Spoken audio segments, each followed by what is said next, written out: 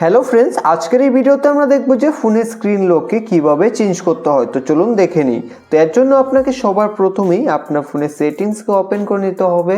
তো আপনি ফোনের সেটিংসকে ওপেন করে নেবেন। সেটিংসকে ওপেন করার পর এখন বন্ধুরা আপনারা একটু নিচে আসুন। নিচে এখানে দেখতে পাবেন পাসওয়ার্ড অ্যান্ড সিকিউরিটি। তো এখান থেকে আপনারা এই পাসওয়ার্ড অ্যান্ড সিকিউরিটিতে ক্লিক করবেন। ক্লিক করার পর এখানে আপনি দেখতে পাবেন স্ক্রিন লক।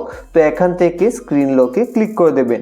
স্ক্রিন লকে ক্লিক করে দেওয়ার পর এখানে আপনার ফোনের যে লক রয়েছে সেই লকটাকে আপনি দিয়ে দেবেন। যদি আপনার ফোনে পিন লক থাকে পিন দেবেন, প্যাটার্ন থাকলে প্যাটার্ন দেবেন। তো এখান থেকে আমরা লক দিয়ে দিচ্ছি। তো এইভাবে ফোনে স্ক্রিন লকে দিয়ে দেওয়ার পর এখন বন্ধুরা এখান থেকে খুব সহজে আপনি পিন চেঞ্জ করতে পারবেন বা প্যাটার্ন চেঞ্জ করতে পারবেন, আপনি যা চেঞ্জ করতে চান। তো এখন আপনি নতুন করে কি লক রাখতে চান তা এখান থেকে রাখতে পারবেন। তার আগে আপনারা যদি আমাদের চ্যানেলে প্রথম হয়ে থাকেন তাহলে চ্যানেলটিকে এখনই সাবস্ক্রাইব করে পাশের বেল আইকনে ক্লিক করে অল নোটিফিকেশনকে অন করে দেবেন। ভিডিওটি ভালো লাগলে একটি লাইক করবেন। আপনাদের এক লাইক আমাদের মোটিভেট করে পরবর্তী ভিডিও বানাতে। তো এখন আমি এখান থেকে পিনকে চেঞ্জ করব। তো এখান থেকে পিনে ক্লিক করে দিলাম।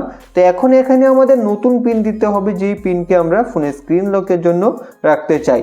তো এখান থেকে আমরা পিন দিয়ে দিচ্ছি। তো এইভাবে আপনারা পিন দিয়ে তারপর নেক্সটে ক্লিক করবেন।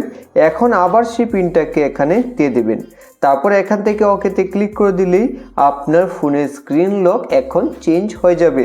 তো আপনি এখান থেকে ব্যাক হয়ে আসুন। ব্যাক হয়ে আসার পর একবার ফোনকে লক করে চেক করুন। আপনি দেখতে পাবেন ফোনের স্ক্রিন লক চেঞ্জ হয়ে গেছে। এখন নতুন পিন বা পাসওয়ার্ড দেওয়ার পরেই এখান থেকে আপনি ফোনকে আনলক করতে পারবেন। তো এইভাবেই খুব সহজে আপনি ফোনের লককে চেঞ্জ করতে পারবেন। ভিডিওটি ভালো লেগে থাকলে লাইক করবেন।